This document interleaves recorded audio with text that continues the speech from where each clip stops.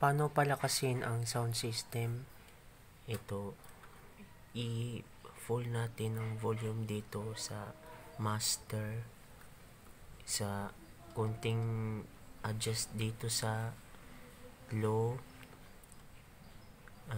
mid, tsaka high. Tapos dito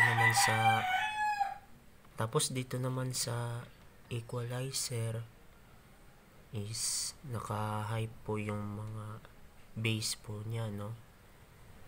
So ito yung low, mid, tsaka high. And then ito, lakasan natin ng konti ang volume. Ito yung pang pihit niya po. So sana marami po kayong natututunan. Yun lang po, and thank you po.